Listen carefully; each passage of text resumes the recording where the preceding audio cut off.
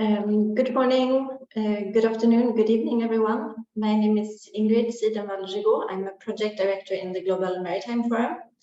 And it's my pleasure to welcome everyone to today's webinar on behalf of the project partners, so the World Economic Forum, the Friends of Ocean Action, the Environmental Defense Fund, UCL Energy Institute, the International Association of Ports and Harbors, and ourselves at the Global Maritime Forum.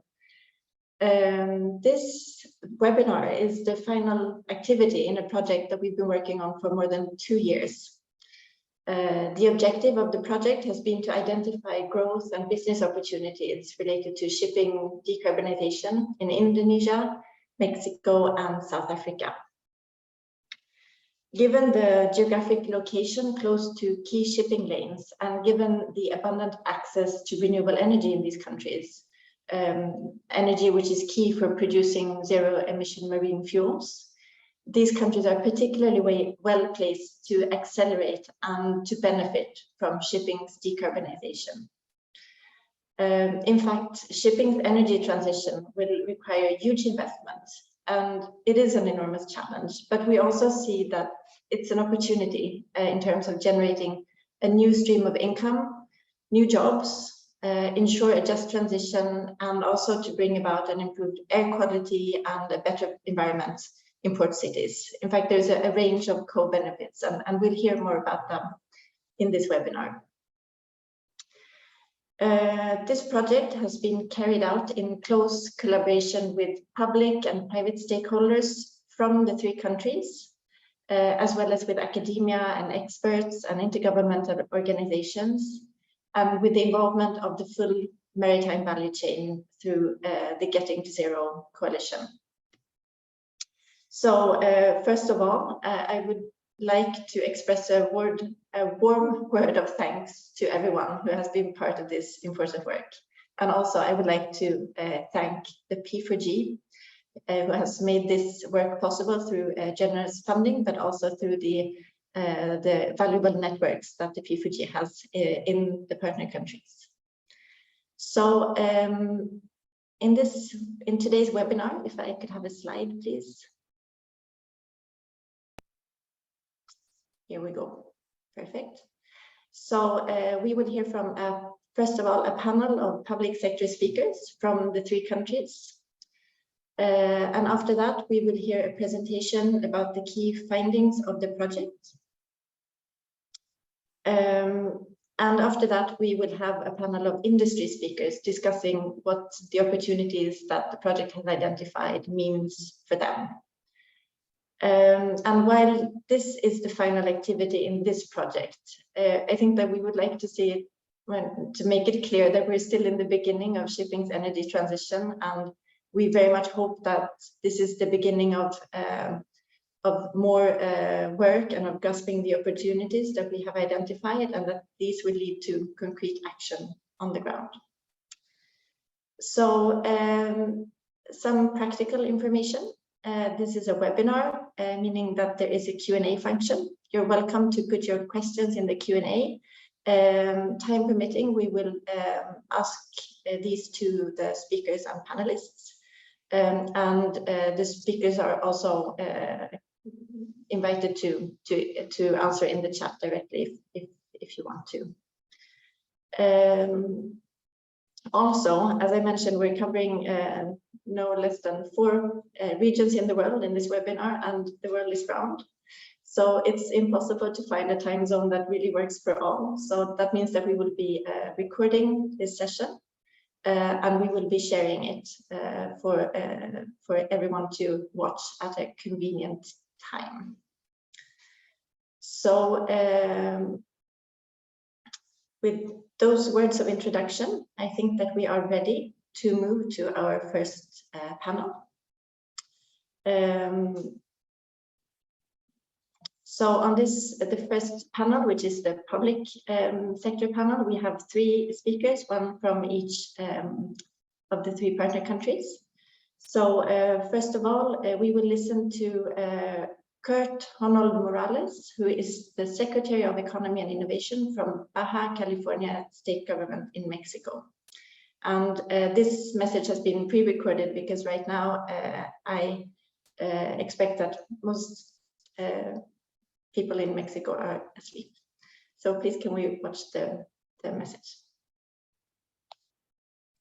Hello, we wholeheartedly welcome the joint efforts of Getting to Zero Coalition, the Cluster of Innovation Energética de Baja California, AC, and the University College of London, a world-class research institution keenly interested in the development of our state. Our governor, Maria del Pilar Ávila Olmedo, is very enthusiastic, committed to sustainable transformation of our industries, driving the use of clean energy, and initially suggesting in the groundbreaking study that we consider can provide benefit of our people and our country. Thank you for believing in Baja, and we are looking to work with you guys in the near future. Thank you.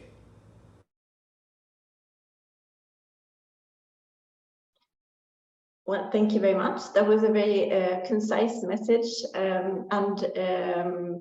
Mr. Morales referred to the opportunities in Baja, and we will hear more about this in the project presentation in a little while.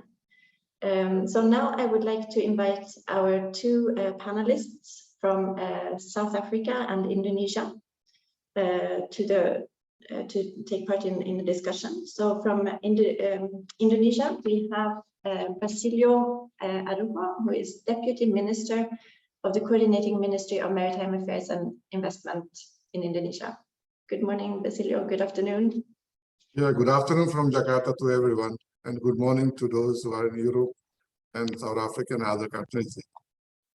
Thank you so much for being with us today. And I would also like to invite Mr. Dumisani Ntuli, who is Chief Director of the Maritime Transport and Policy Legislation Department of Transport in South Africa.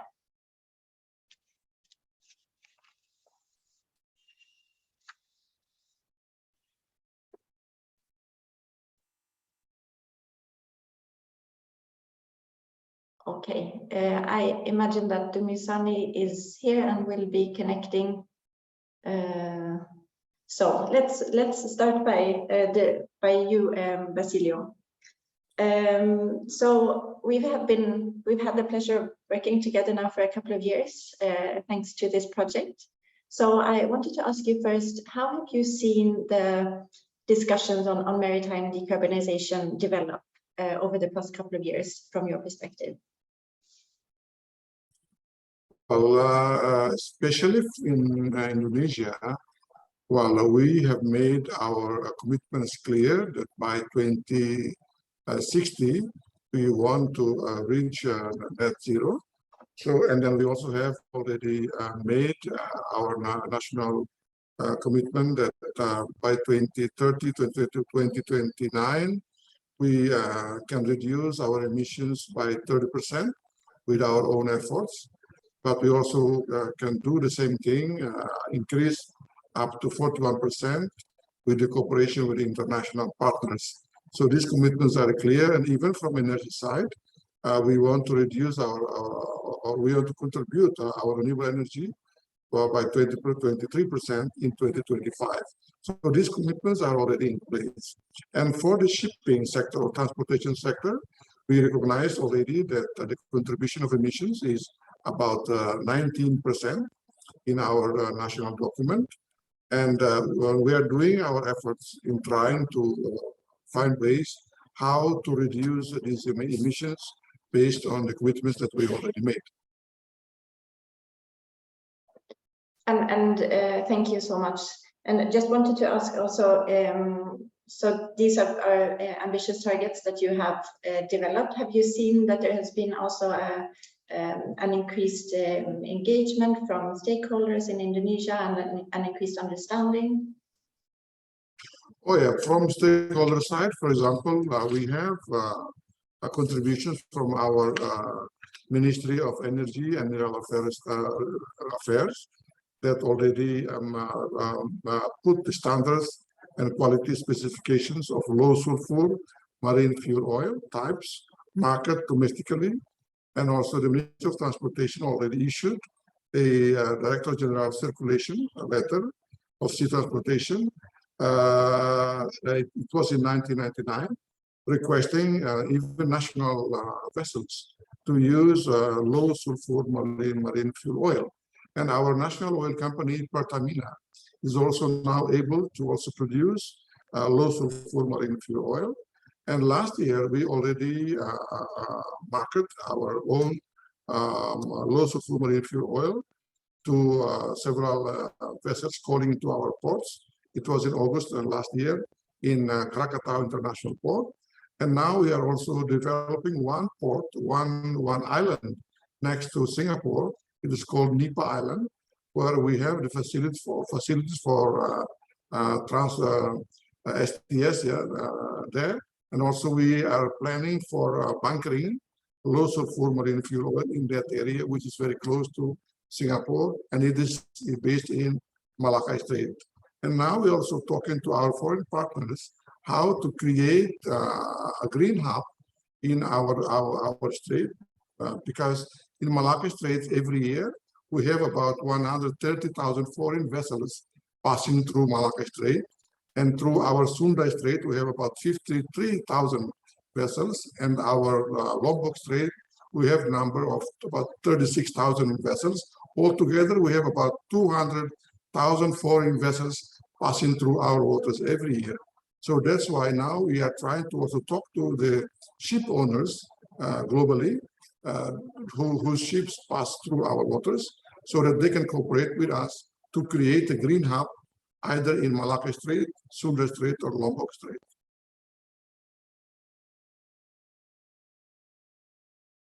Thank you very much. Yeah, those are amazing numbers of vessels trafficking the two straits, Sunda Strait and Malacca Strait.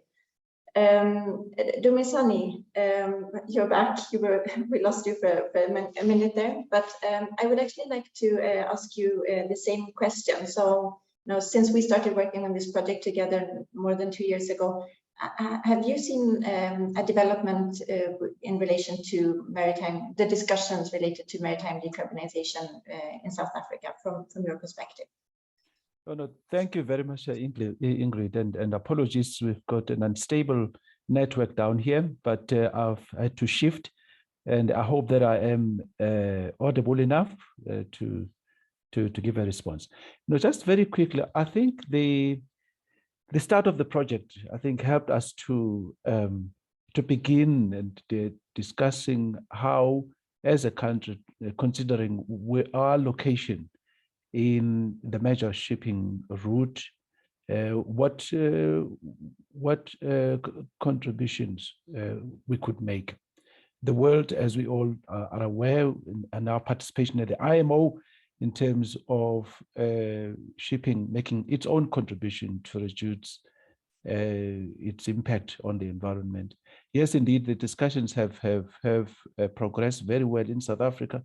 As you might be aware, we have a green transport strategy which fits into the hydrogen strategy of the country, and the maritime sector itself is looked upon to make its own contribution, not only to deal with passing traffic traversing our coast, but also within the maritime sector. There are huge potential for us to reduce the impact of these operations on the environment. And we have managed, therefore, to assemble key stakeholders with interest in this area. And for the first time, we are working well together to respond and provide plans to position our country to be a meaningful player in the decarbonization of shipping. Thank you very much. Yes, I think from our perspective, I think we have witnessed the same development where we have seen a lot of enthusiasm actually for the shipping decarbonization agenda coming from the South African stakeholders. So as I mentioned in my opening, we found that South Africa has the potential to produce green fuels for shipping, and that could also be an opportunity to leverage maritime decarbonization for just transition and for boosting green jobs nationally. And throughout the project, this is something that has been highlighted as a priority by the national stakeholders in South Africa, and also as a key challenge that needs to be addressed. So what do you think about this? So the opportunities related to a just transition, and how do you think that this could support the national ambitions? Well, I think firstly, there are priorities that the country has on its agenda, and part of that is addressing the huge unemployment challenges that we have in the country, but also the fact that technology is a critical enabler to a just transition. So for us, the opportunity that will be brought about by the renewable energy, more particularly looking into the potential that we have in terms of the wind and sun, in terms of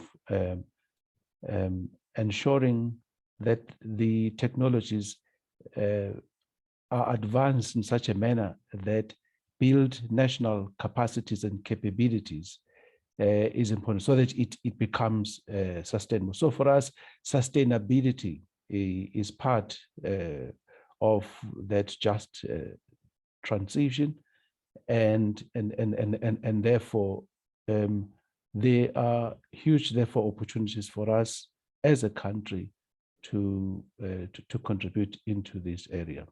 Hydrogen, particularly green hydrogen, has been identified as the major enabler to shipping decarbonization. So there are quite a number of projects that the country is participating in, and as the report has shown, 3 ports have been identified as potential to be positioned as export for green hydrogen. But as you all be aware, that the distance is somehow a disadvantage for us, meaning that any technology that would work for us would be a technology that will also position us to be able to have storage, and as well as providing energy in packaged forms, be it batteries or be it ammonia, for instance, for shipping. But it is quite clear that the opportunities that are there would help not only to deal with the export part, but also help us in terms of addressing the deficit we have in terms of energy for the country. So some of those projects, therefore, would also meet the national demands for energy, but with a very strong potential for export of hydrogen to various centers of the world. Okay. Thank you so much, Dumisani. Yes, this is also the approach that has been taken by the project when we have been assessing the energy potential. We have been assessing what is the potential that would not compete with the domestic needs for energy, so that there would be no sort of competition between the international shipping sector and the domestic energy needs. So there would need to be complementarity.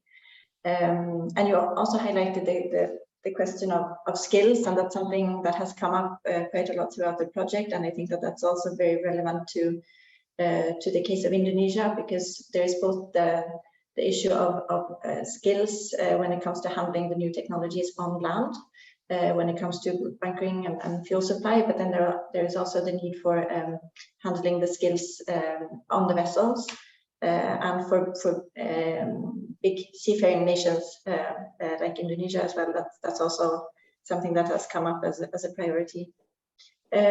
So Basilio, I wanted to ask you, likewise, we have found great opportunities for Indonesia related to this agenda.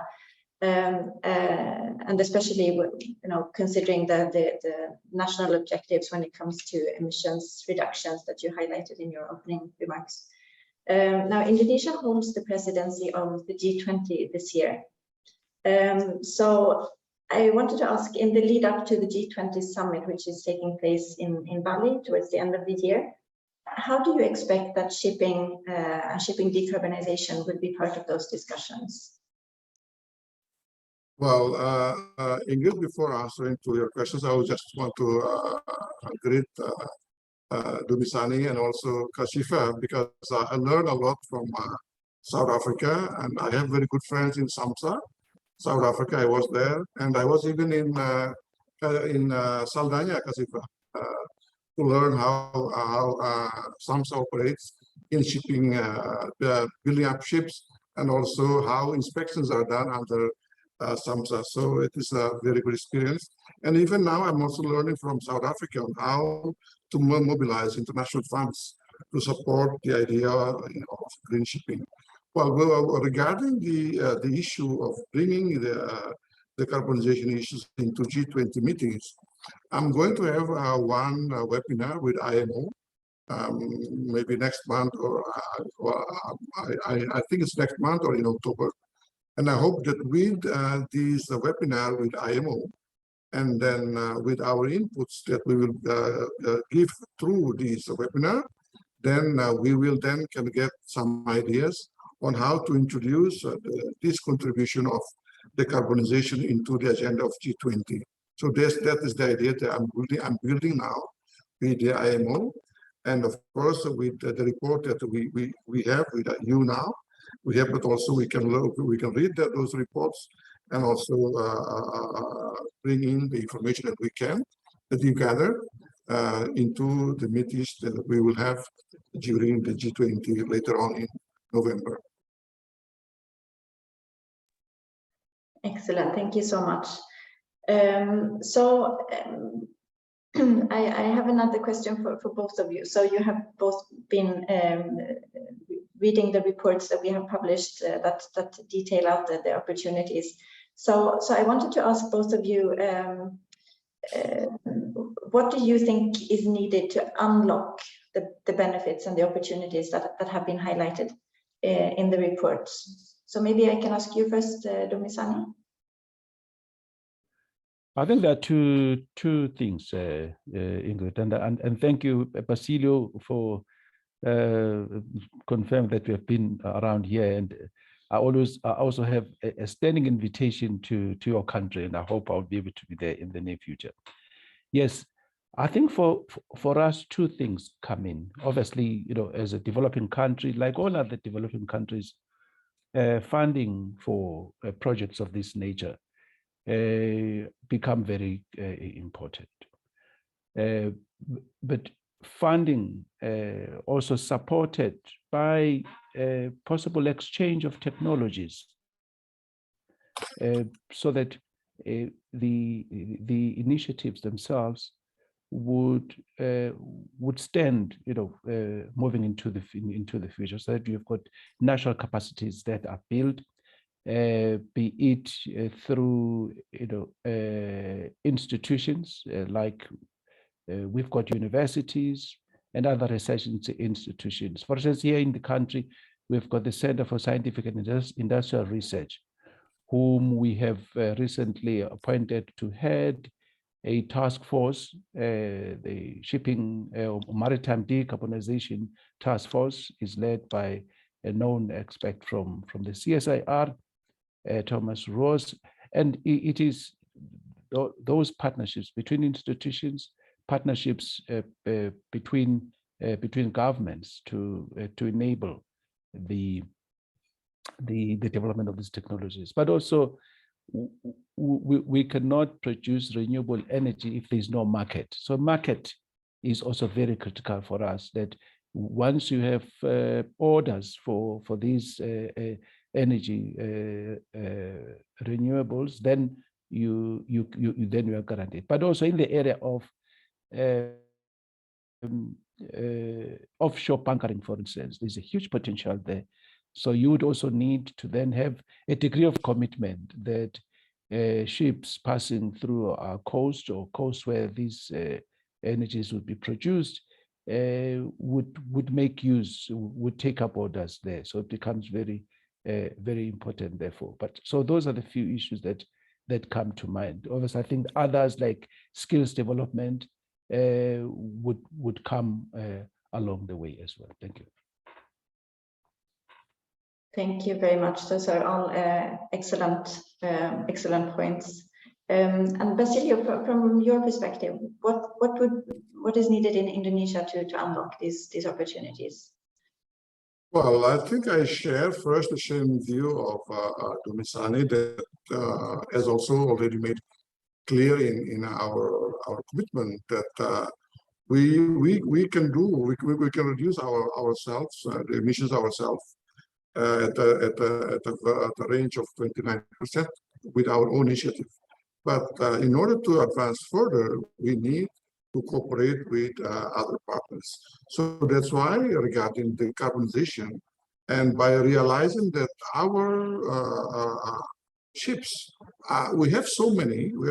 I have a record of about 39,510 cargo ships registered in Indonesia, and also about 171,754 vessels, fishing vessels recorded in our national records. But that only represents 1% of the global deadweight tons, which is about 2.1 billion deadweight tons.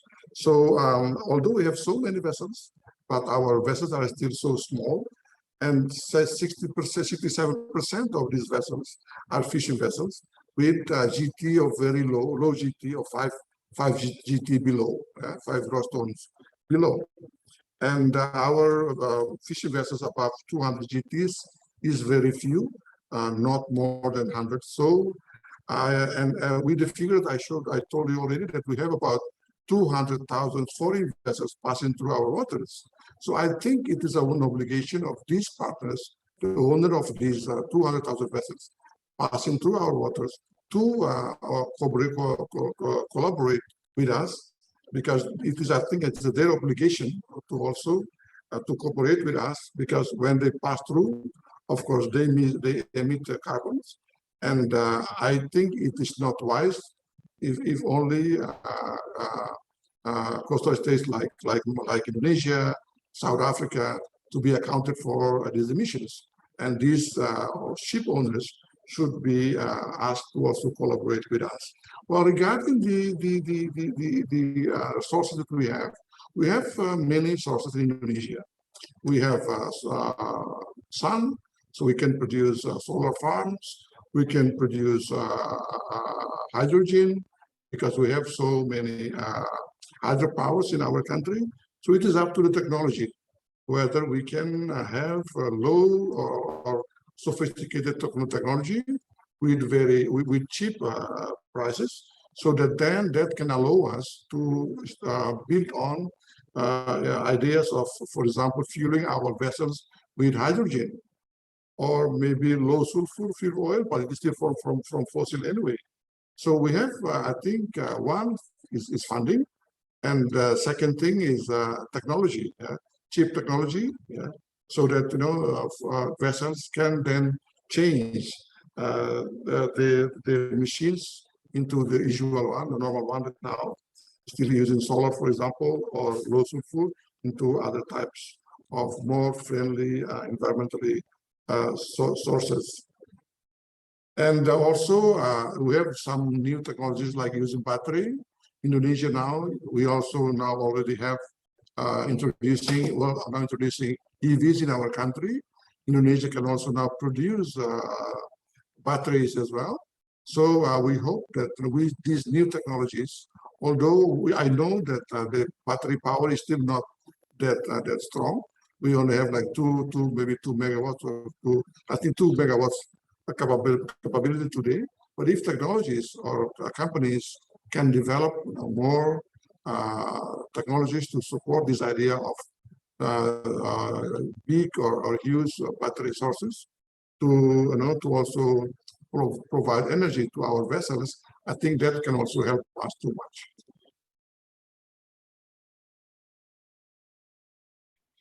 Thank you so much, Basilio. So really, I hear a lot of common points between what I hear from the two of you. So the emphasis on funding, on technology access, skills and training, etc., and also on the market. And we have an industry panel coming up in a little while. So I think that's a good message to pass on to the industry panel. I also wanted to ask, I mean, oftentimes industry gets to call on government and asking for policies or perhaps even more so asking for tax rebates or the like. But I would like to give you the opportunity now that we have an industry audience and we also have an industry panel coming on in a little while. Are there any messages that the two of you would like to convey to industry? Is there anything that you would like to see coming from the industry side? I heard you both mentioning the necessity of partnerships and also working sort of in public-private settings, but anything that you would like to add? So maybe Basilio, would you like to go first? Well, from my side, for example, now we are trying to convert the use of diesel into other sources to run our fishing vessels, for example. And well, now we are asking the industry, are they prepared to supply us with new machines that use, for example, maybe gas, maybe battery, maybe solar power, that is powerful enough to run our fishing vessels. We have about 170,000 fishing vessels. It's a potential market. We're expecting collaboration with technology and also the industry side to provide us with machines. And then, of course, we'll talk about the big vessels. Of course, we have seen some new initiatives coming in Europe. We hope that those technologies can also be transferred into countries like Indonesia, like Philippines, and maybe also in South Africa, that also records also many fishing vessels as well. Excellent, thank you so much. And Dumisani, what about you? Yeah, no, thank you very much. Yeah, I think industry, we cannot win this without the industry, because we are governments, as you all be aware. There are still negotiations going on at the IMO. Many things have not been resolved as yet, but it is quite clear. I think IMO has demonstrated its willingness to make firm decisions. The strategy that's being implemented is a very good indication. So we as government make rules to enable the private sector to participate. So we don't develop these regulations in isolation. There is a strong participation of the private sector, but this needs all of us. This needs public, private, and the citizens to be aware and participate in this transition, because this is a major transition that the world will be moving into. So we have begun in South Africa the industry championed task forces that we've established, in which two that are most relevant to the work three actually that are relevant to the work that we're discussing here. There's one on across industry collaboration, which in itself then would be the basis for industry, government, and the citizens collaborating in coming up with solutions. But we also have, as I've indicated, the Maritime Decarbonization Task Force, which is driven by the private sector with the participation of with support of government. But I must as well, I forgot to just mention that as we all be aware, as a member of the IMO, South Africa will be hosting the World Maritime Parallel Day event in October. That is from the 11th to the 14th of October in the port city of Durban, and we will be looking forward to even more interactions there, because you cannot have a maritime gathering of that nature and there are no side discussions, although we do not envisage that the discussions will be binding in any way, but those exchange of ideas and views to advance further the work that we are doing here would be most welcomed. Thank you. Thank you so much, Dumisani, and thank you, Basilio. Actually, both of you have important events coming up that you're working on together with the IMO, and I think that that's really key, because IMO has a huge role and importance in enabling shipping decarbonization at scale. So I would like to thank both of you, as well as the Secretary of Economy from Baja, for being with us on this panel. There have been some questions asked to you in the chat, so if you have the opportunity to take a look, I think that would be much appreciated. But thank you for your partnership and your collaboration, and we hope to continue working with both of you. So with that, we will now move to the next part of this webinar. This is a presentation and overview of the findings of the project. So as I mentioned, this is a 2-year project, and we are asking our colleague Dr. Ali Shah from UCL Energy Institute, apologies, to present the findings in 15 minutes. So needless to say, there is more to learn than what Ali would be able to share with us. And at the end of the webinar, we'll share links to all the material. And again, feel free to use the Q&A. So Ali, over to you. Thank you, Ingrid. And that was really fascinating to listen to. I will just share my screen now, and hopefully that's sharing the slides now. Can you see the slides, Ingrid? Yes, looking good. Cool, thank you. So I'm really pleased and honoured to present a summary today of our 3 groundbreaking reports focusing on strategic opportunities for South Africa, Mexico and Indonesia in shipping's energy transition. During this presentation, I'll introduce the project, give a brief overview of shipping's energy transition and why it's important for these countries, before spotlighting 3 of the 9 opportunities we identified and finishing with some cross-cutting recommendations. So as Ingrid has mentioned, for the past 2 years, we've been engaged in this project with local stakeholders, engaging with them via interviews, workshops, roundtables, and informal dialogues to assess renewable energy potential, understand policy landscapes, and to collaboratively identify strategic opportunities in each of the countries. And the reports that we share at the end of the session represent a culmination of these efforts. So let's start with where we are. Collectively, we're all on the doorstep of shipping's transition. Shipping has enabled global trade and development for hundreds of years. However, in order to move goods and resources around the world, it's been contributing to climate change through GHG emissions. And it now accounts for close to 3% of annual CO2 emissions, with that proportion set to rise in future.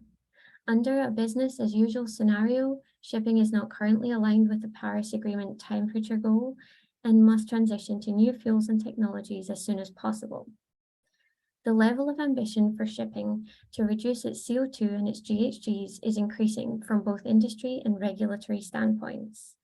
The Getting to Zero call to action, which, among other points, calls for governments to commit to decarbonizing international shipping by 2050, now has over 240 signatories from industry.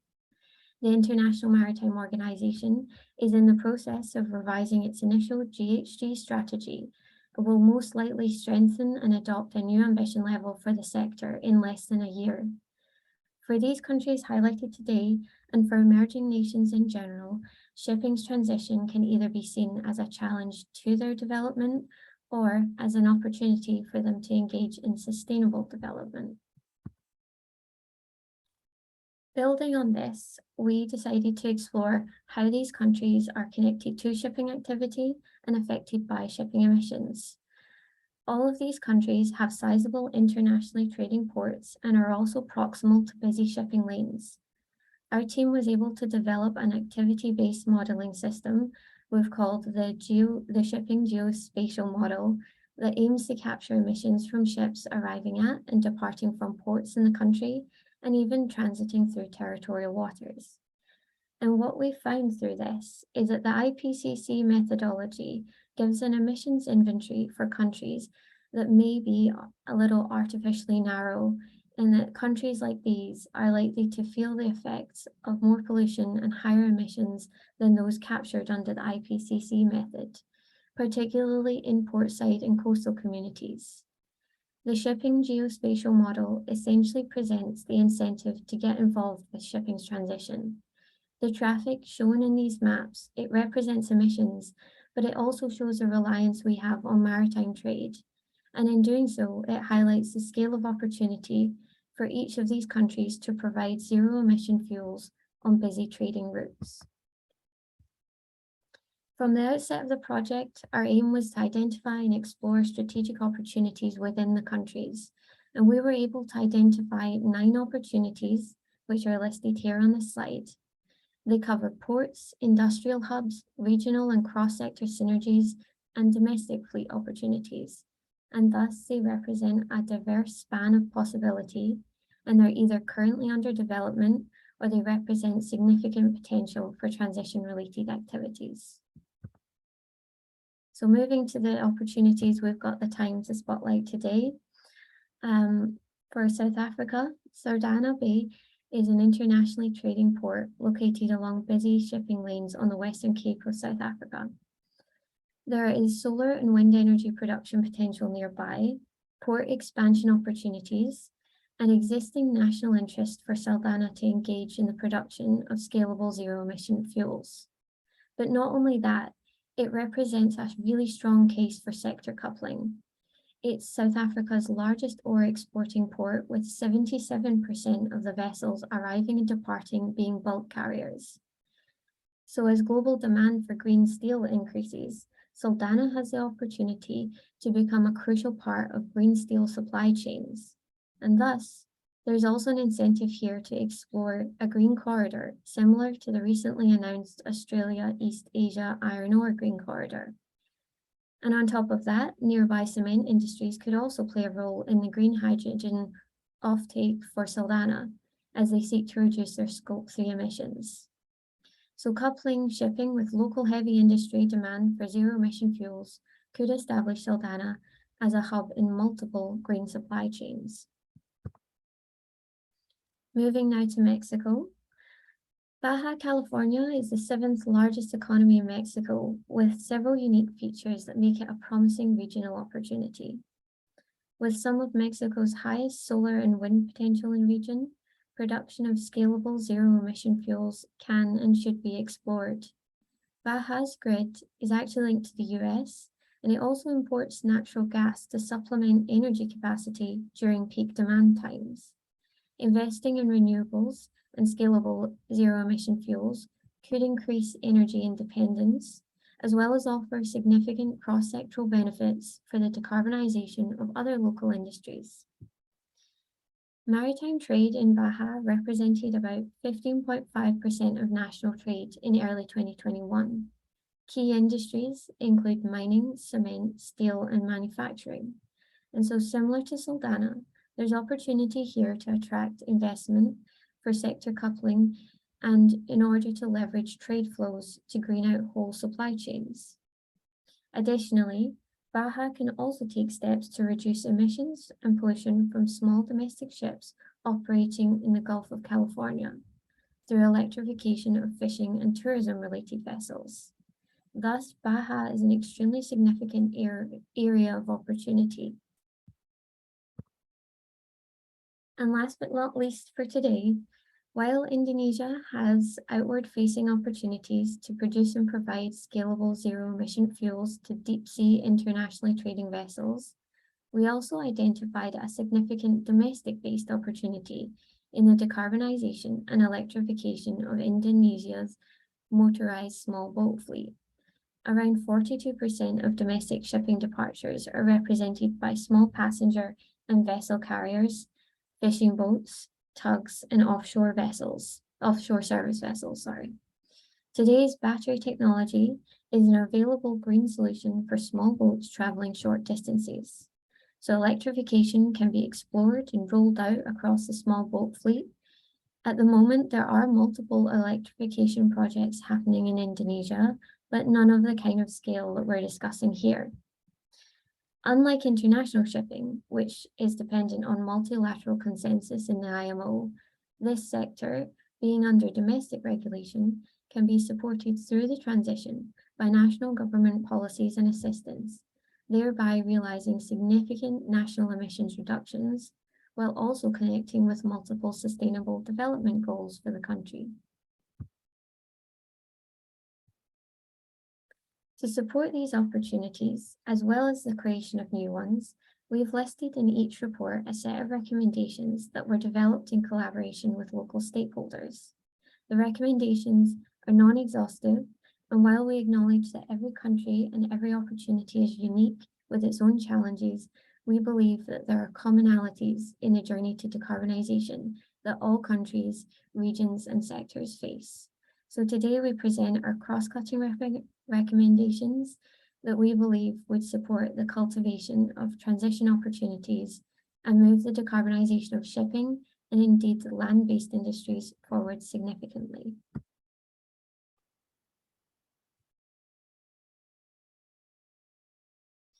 For ports, over the transition, they'll face a number of infrastructure challenges and choices. There are largely two key areas to explore. One is electrification options within ports, whether that's extending cold ironing facilities or electrifying service vessels, and the other is to prepare to source and provide, and in some cases even produce, scalable zero-emission fuels. These choices in infrastructure investments must be taken with a sustainable and long-term framing.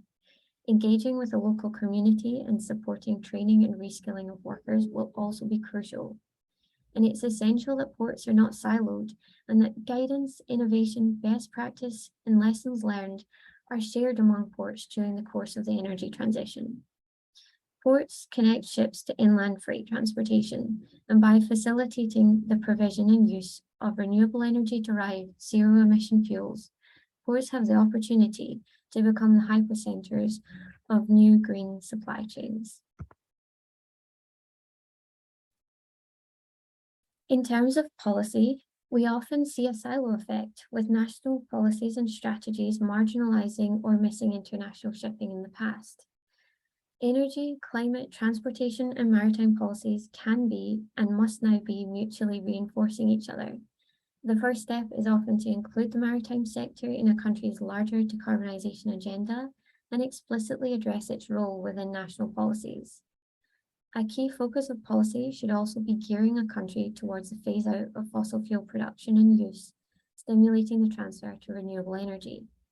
Industry does need clear signals, and governments can work on easing administrative barriers to the production of renewable energy and creating roadmaps with long-time horizons to support the most appropriate investments being made. Public-private partnerships can be leveraged to stimulate transition investments, innovation, and deployment. On an international level, countries can engage effectively in upcoming IMO discussions to ensure the setting of high ambition and the development and adoption of effective measures on a global scale for international shipping. Signing the Clydebank Declaration and exploring the establishment of green corridors are also significant steps to engage in shipping's energy transition. In terms of finance, many of our stakeholders noted that the energy transition hinges on investments, but finance is one of the biggest challenges. Stakeholders suggested that exploring fiscal incentives for first movers might stimulate early action and innovation, and might also assist in unlocking private investment, the mobilization of which is often needed in infrastructural upgrades. Additionally, opening up private investment in renewable energy would boost capacity and system resilience while alleviating pressure on state-owned and managed renewable energy provisions. Making use of development finance, such as low-interest loans or grants from development institutions like the World Bank, can reduce risks and costs of key investments over the course of the transition. And finally, for industry, demand aggregation, sector coupling, and regional synergies are important to de-risk long-term investments and create sustainable offtake. The shipping sector can work with heavy industries, as well as manufacturing and fertilizer sectors, to underscore market demand for zero-emission fuels and thereby stimulate supply. Sectors can also form associations and alliances to further support alternative fuels and the uptake of these fuels over the transition. Memorandums of understanding can secure export markets, and further alternative business models can be explored down the line. Becoming a signatory to the Getting to Zero call to action or similar shows industry ambition and also a willingness to be regulated as well as supported through the transition. So to conclude, each of these countries has the potential to unlock sustainable economic opportunities while simultaneously reducing emissions and taking a prominent role in shipping's energy transition. Thank you for listening. And if you'd like more details and to see the other opportunities we explored, please do check out our reports, which will be linked in the chat at the end of this session. And so with that, I'll just hand back over to Ingrid. Thank you so much, Ali. That's quite an amazing job to summarize the findings of all this work in a 15-minute presentation. So thank you so much for doing that to you. And I would also like to thank the whole project team and research team that has been involved in writing the reports. So yes, we have now heard a lot about these opportunities from the public panel and also from Ali's presentation. So now the question is, of course, what can industry do to capitalize on these opportunities and to develop them into concrete action? So our next panel will focus on the industry perspective. And I would like to hand over to my colleague, Katrina Abhold, who will be facilitating that panel. So Katrina, over to you. Hi, everyone. Thanks for having me again. So I'm working with Ingrid at the Global Maritime Forum as a project lead, and I'm very pleased to introduce our next panel. As I said, this is the panel that we've been working very closely with for the past couple of years. First off, we have Kashifa Bukes, the CEO of Saldanha Bay Industrial Development Zone in South Africa. We also have Nelson Maharo, Director of Bretfrin, UK. He's representing our Mexico interests. We also have Sipu Swab, which is the Business Development Manager at HDF Energy, representing Indonesia. And for a global perspective, we have also our project partner, Dr. Patrick Verhoeven, the Managing Director of the International Association of Ports and Harbors. So thank you everyone for joining us. It's a pleasure to have you. I think you've all been relatively prepped, and I hope you have some interesting thoughts after our first panel and also after Ali's presentation. But Kashifa, I want to start off with you. We know that there's been a lot of political support for green energy transition and the opportunities connected to this transition within South Africa, but you're working in a port setting. You're also working to develop these opportunities on the ground. And I just want to ask, how has this support from the political level trickled down to your level? Can you say a few words? Thank you, Katrina, and welcome, everyone. It's lovely to be here. So the support at the project level, it's been amazing, really. And I think that it's quite interesting because I think in our case, it's the private sector. It's actually industry that catalyzed the support, and then policy shifts were seen, like quick policy shifts were seen. So I think the first signal to the market and project support was the KfW RFI that was published, I think, in 2020, specifically looking at green hydrogen projects that needed grant funding, financing, development financing. I think the CSIR is an advisor to that process with Meridian Economics. And what they've done is over the last 2 years, they've reduced the applications. I think there were 250 projects. And I mean, that's huge. So the private sector is interested. The private sector sees the market signals. And I think they're down now to the last 7 projects. But over the 2 years, they have been supporting these project developers with information and guidance to actually fine-tune their projects, get the project scope down to something specific. And that has been very helpful to the project developers. What is also a good signal is that the World Bank is funding a pre-feasibility study specifically looking at zero carbon bunker fuel supply and supply chains in 2 ports, one of them being Boegoebaai and then Saldanha. So what they're doing and what Ali was mentioning in her industry, in her finance recommendations is exactly that. So you have the DFIs coming on board, offering development finance to help reduce investment risks and make the projects clearer with the intent to potentially then have pilot projects.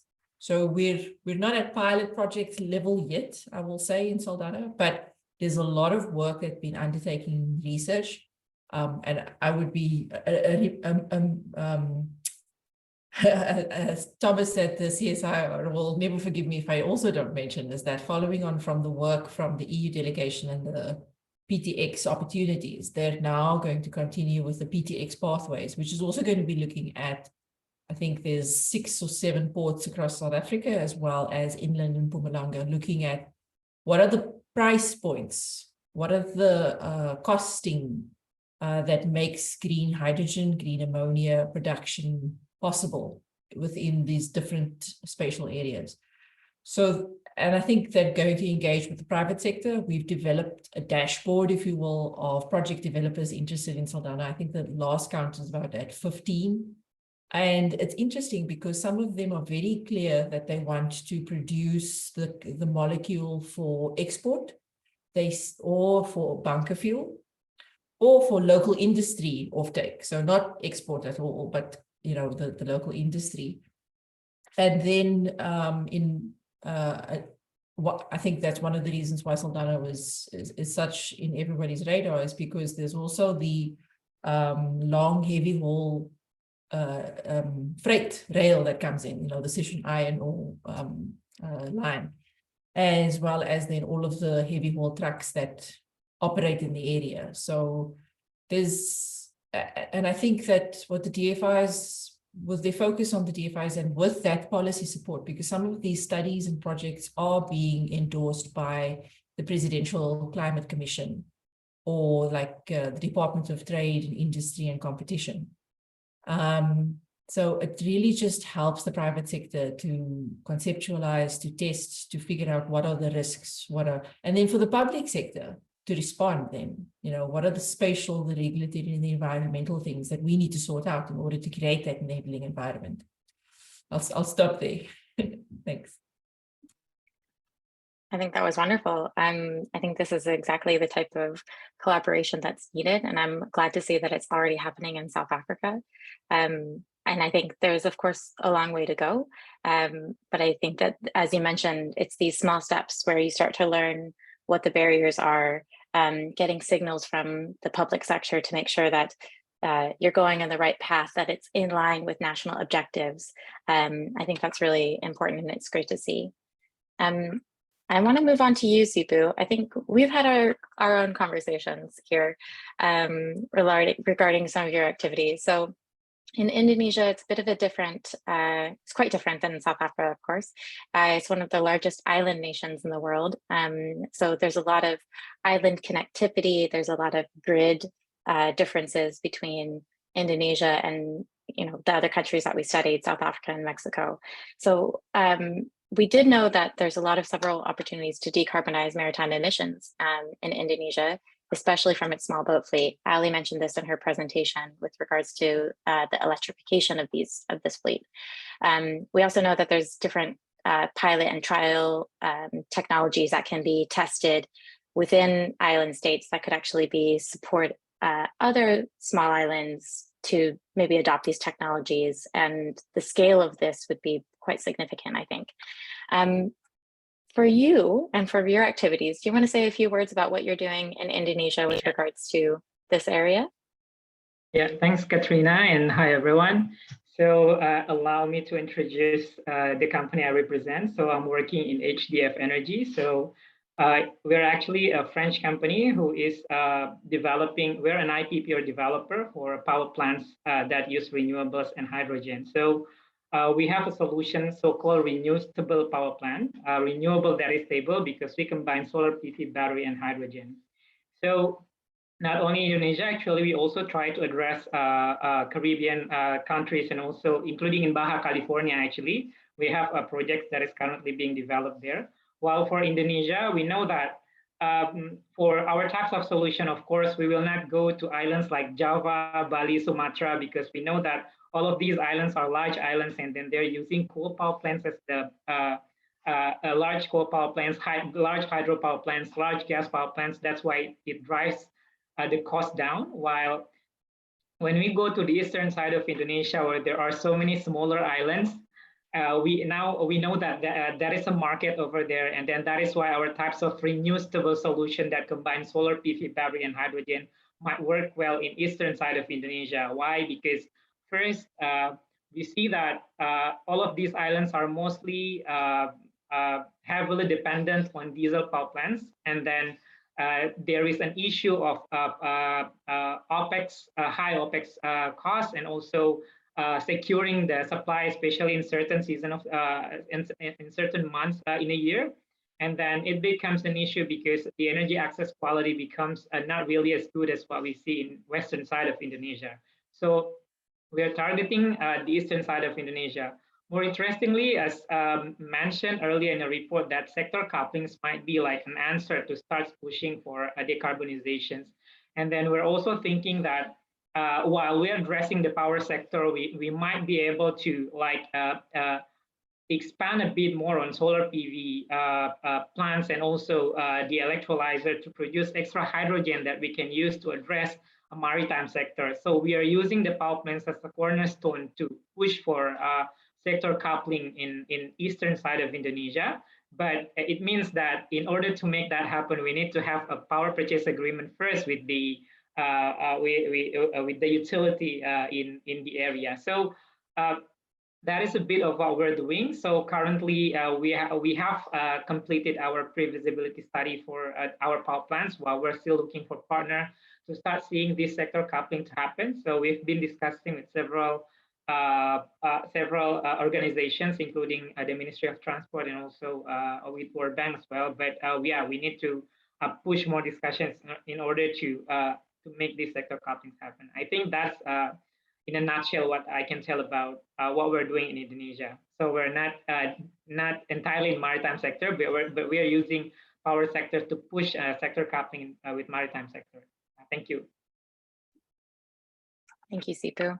I think as I mentioned with Kashifa, this is all exciting news. I'm always excited to see some of this conceptual things that you talk about in policy actually happen on the ground. And it seems like you're already starting this as well with HDF Energy. And it's really exciting to hear that you're also working in Mexico as well as in the Caribbean. So I think that's exciting news. And I also think that it's a great example of what we talked about with sector coupling, that shipping should not just be viewed in a silo. It shouldn't just be ports and ships on the water, but how it connects to the rest of the hinterland, how it connects to other industries, how it can be part of the wider decarbonization and climate change agenda. So I think that it's really great to see that these sector couplings and this discussion in Saldanha Bay, mining companies and heavy haul trucks, and then in Indonesia with some of the other industries. I think it's really great to hear that some of those conversations, some of those barriers, those sector barriers and those silo barriers are breaking down. Nelson, as we're on the topic of Baja and as we're on the topic of Mexico, I mean, you are located in London, I believe, so you are awake at the appropriate time today. So thank you for joining.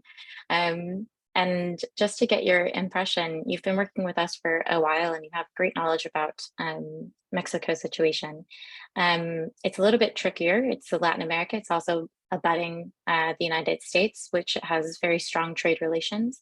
But Mexico, for Latin America, is the second largest economy in Latin America, and it has one of the largest ports, Manzanillo, that does have the option for potentially producing its own renewable energy in Mexico. But there's still some challenges with shipping decarbonization in Mexico. And so just want to get your impression of what do you think is needed to have Mexico leverage its potential to be part of this transition? Yes, thank you. And hello to everyone. Thank you very much, Ingrid and Katrina. First of all, let me just highlight the importance of having the report done, and with the challenging times you did it through the pandemic. But at the end, I think it's a very important first step to have the issue of maritime decarbonization discussed and presented for Mexico. I think it's one of the key achievements is putting the maritime sector directly in the agenda. And I think that that's already being a success. Second of all, it's very useful to have the other countries presented at the same time as well. They are different. There are many peculiarities that we see in each of the countries, and then having a deep dive, particularly on how does that look into Mexico's situation, is very useful. On the stakeholder development, second point, I think it has this project developed a very important aspect, which is having the state governments, the local producers, the ports, and as well as the potential future providers being part of the conversation or how to focus their efforts close to the ports and for the maritime sector.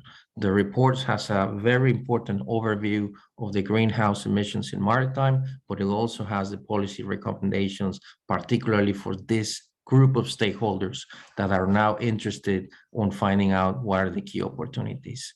Mexico, as you correctly point out, is a little bit trickier in terms of the current landscape for renewable energy projects. However, the report does point out on the potential that it has, both for solar and wind, but also other renewable energy sources. I think, as other speakers already pointed out, we're at the early part of the transition, and it's highlighting this opportunity that now enables stakeholders, leaders that can then act on it and participate with policy action behind it. I think a third element is that the focus on the report and the activities on the whole value chain. Although we have seen some potential projects that are going to be developed, you mentioned HDF Energy already looking at Baja California. The key is also working in coordination with the ports and working in coordination with the state actors that want to reduce the greenhouse emissions. Irina points out that 30% of the hydrogen fuel will be transported by shipping by 2050. And precisely, it's at the point now Mexico has an opportunity to participate in this global energy market. We're not as far as Indonesia and South Africa in terms of the feasibility projects and the activities already on the ground.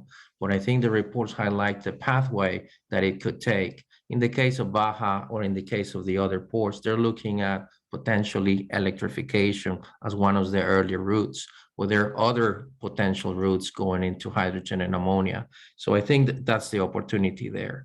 And there's one extra driver that I think will have an important impact, which is the regional aspect between well, Mexico and the North America region, Canada and the US. The policies that are centered there, the policies that will be implemented will definitely have an impact in how Mexico prepares to adapt, but also to prepare for an opportunity into the decarbonization agenda through the transport of maritime would be key. So those, I think, are the key aspects. There is great potential.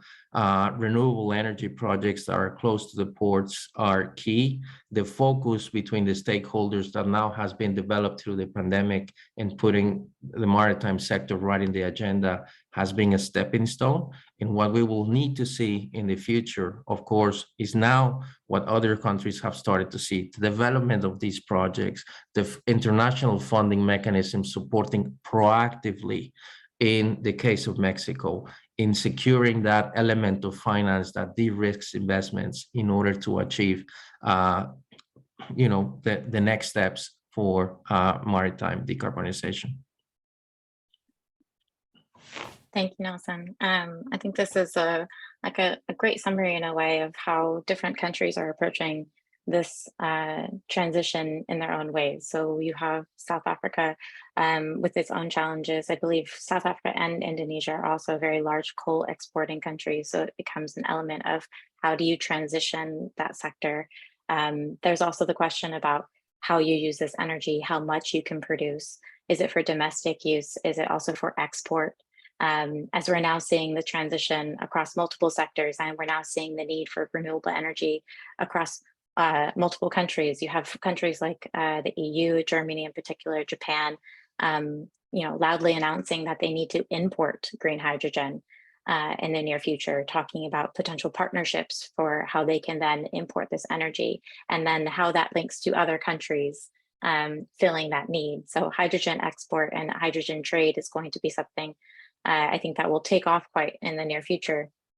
But I think before we get there, I would like to understand how we get there. There's multiple steps that need to be taken before we become, the future world that we want to see, which is greener, less emissions, less impacts from climate change in particular, a more just and equitable transition to make sure that all countries are part of this. So I think that with that in mind, I'm going to ask all of our country panelists here, what do you think is needed? What are the future steps that you're prepared to take to make sure that you can be part of this transition in the coming years? Maybe Kashifa, I want to bring it back to you. Yeah. I think that we're seeing institutions do the work or send the right signals to market. One of the things that I want to mention is that the Transnet National Ports Authority, which is the ports authority, land ports for all of our commercial ports, they've just issued 2 RFIs over the last 2 weeks, one for request for information, one for project developers for desalination projects, because they want to reduce their water impact in a water scarce country that we have in South Africa. And also they've issued, and the second RFI was for renewable energy projects, because they want to decarbonize their ports and electrify their ports. So I think that is amazing signals of progress and how do we get there? Because what it says then, just if you're looking at Saldanha, is that you have a potential off-taker. And I mean, what Tipu was saying, at least in water and electricity. And if you then take also the sectoral changes that we're doing with our renewable energy, so, waiving the license requirements, and just, I mean, the presidency and the DMRE, it was at 10 megawatts and now it was at 100 and now it's no more. So that's really opening up, and then also the clarity for the local authorities, the city governments, to then also bring in IPP projects. From our side, what we want to focus on is the project developers, but also the OEMs. And I think Dumisani mentioned it earlier, is that we do need to do technology exchange. Because being quite honest, and we've had these conversations in the last years, is that South Africa is a very unequal society.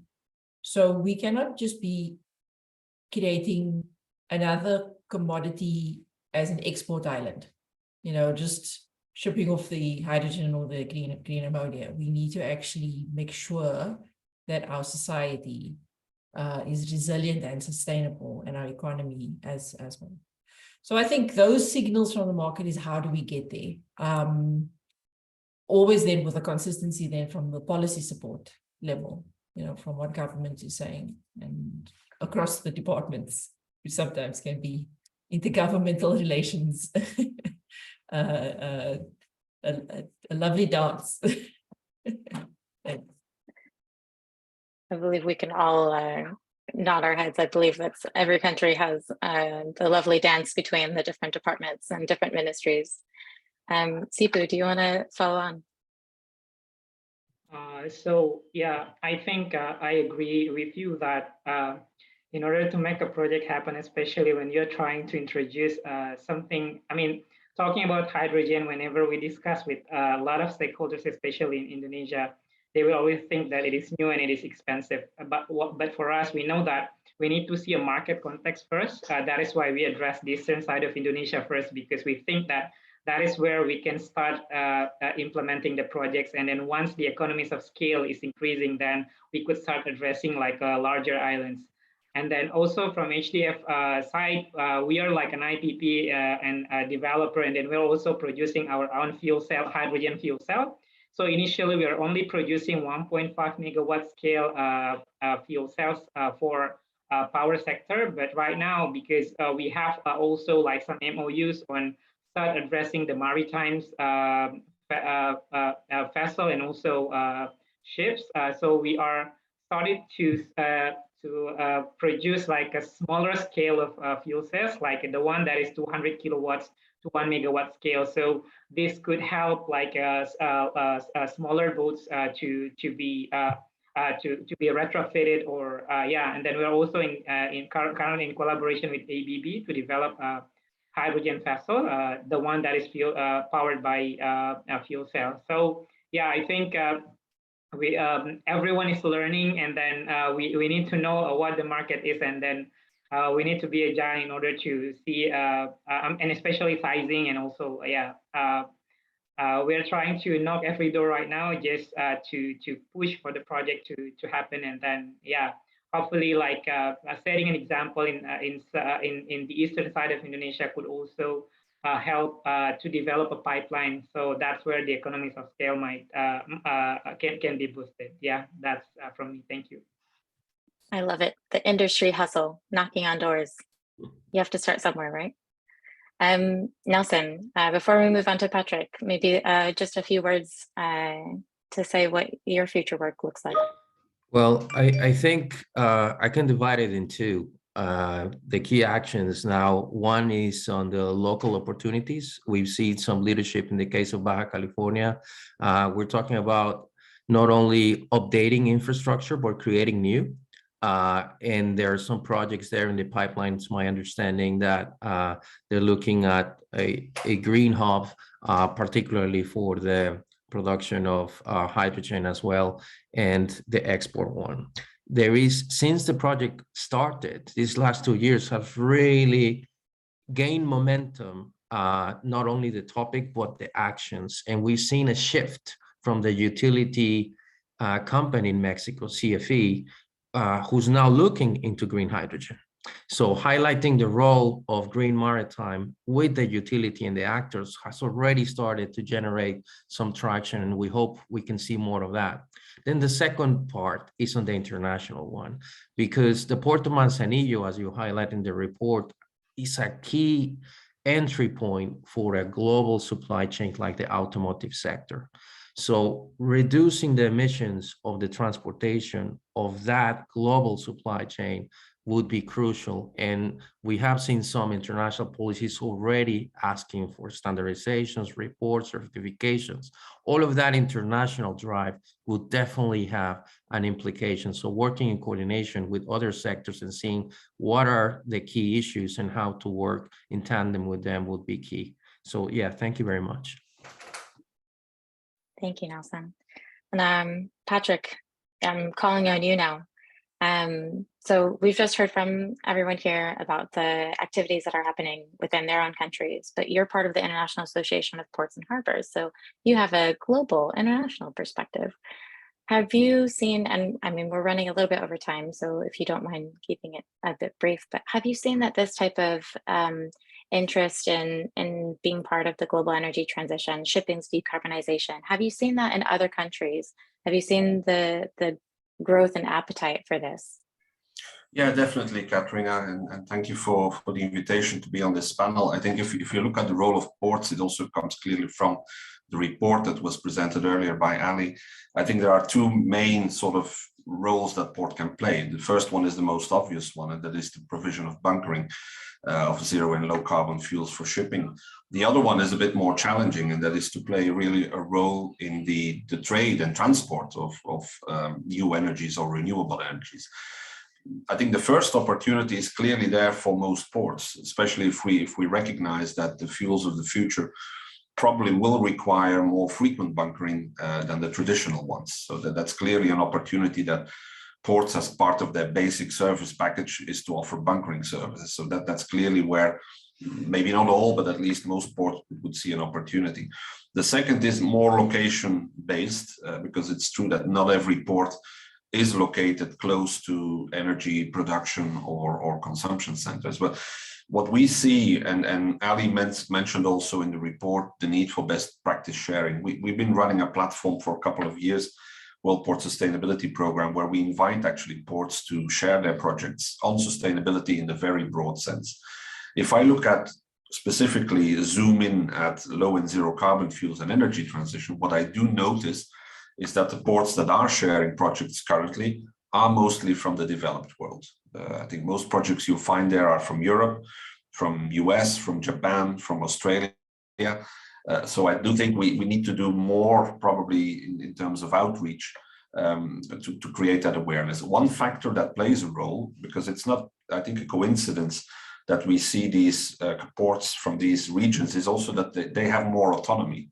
If you look at the governance of ports around the world, and especially in developing countries, you'll find that most ports are owned by the state or are even part of a state administration. Whereas in parts of Europe, US and Japan and so on, it's more local. So more local autonomy for ports to come up with their own projects. I think that's the second conclusion for reach out, is that, yeah, it's not just the ports. I think we need to really look at the broader context and bring in the government administration. Another important thing that we see is the overseas cooperation. And of course, we've seen over the last half year, plenty of announcements of green shipping corridors, and the intellectual background was produced by Global Maritime Forum in the Getting to Zero Coalition. And that seems to be gaining traction, although there is still also a lot of unclarity. You know, what is a green shipping corridor? When does it become? But that's clearly about deployment of the low or zero emission ships, and it's clearly something we should encourage further.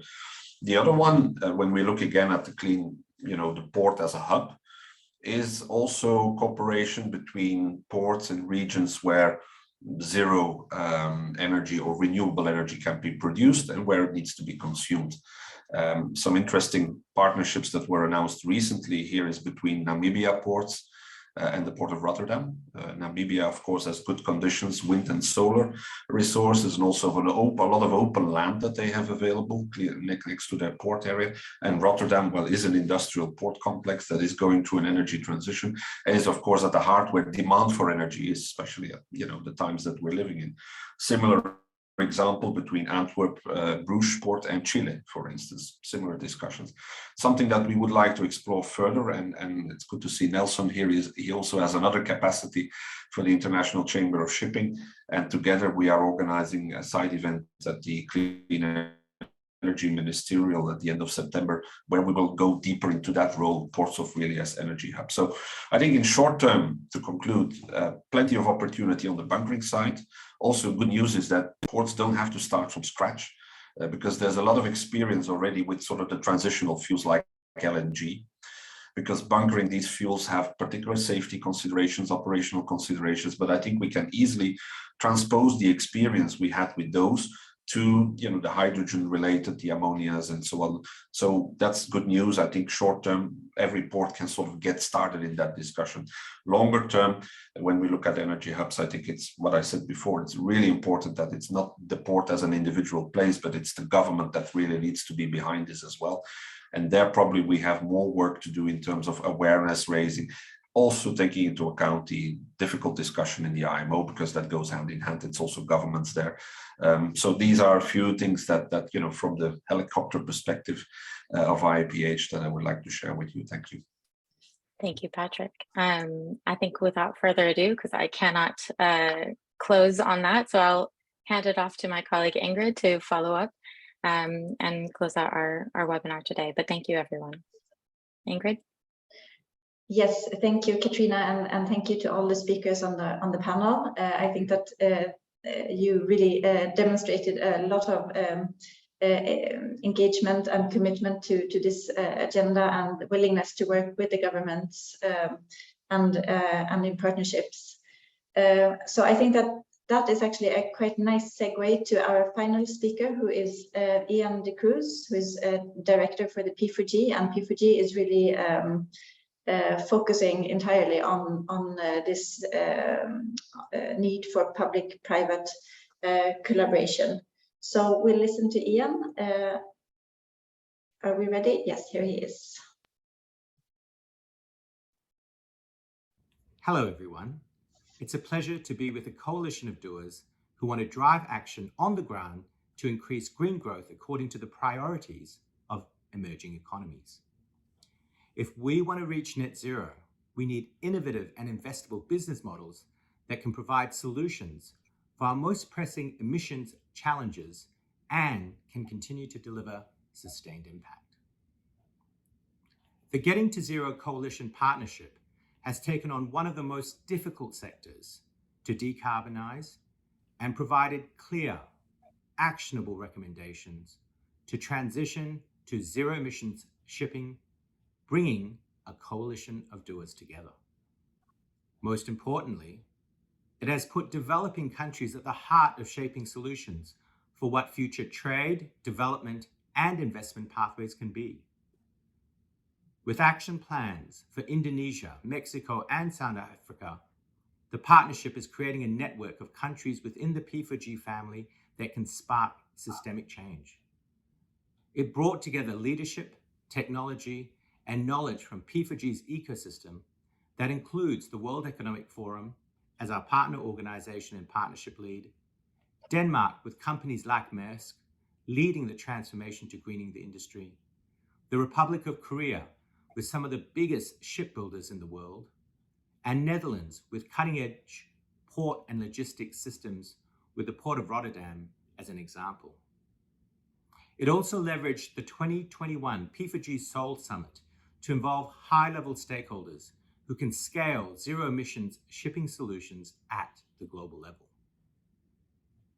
The next step in the partnership's journey is to find a way to take this model further and make it even more actionable, to translate these feasibility studies into financially sustainable business models, models that can have enduring impact across countries' economies, ensuring affordable and efficient clean energy in sectors that can catalyze changes in freight, logistics, and transport systems. Here at P4G, as we end our first 5-year journey and move into the next phase, we are looking for innovative green business models that have a viable pathway to becoming financially sustainable. We want entrepreneur-led solutions that can progress the climate plans of our country partners. Through grant funding, policy and regulatory support, and business model refinement, we will help these solutions become investment ready. We will share our updated eligibility criteria at the end of 2022 and encourage innovative models to apply when we open our call. We encourage green entrepreneurs in the shipping industry to bring green shipping and hydrogen hubs to our P4G countries. We want to take the excellent foundation set by partnerships like the Getting to Zero Coalition Partnership to become climate solutions that investors co-invest with us. Together, we can tackle this crisis and contribute to an equitable, inclusive, and healthy net zero future for us all. Thank you.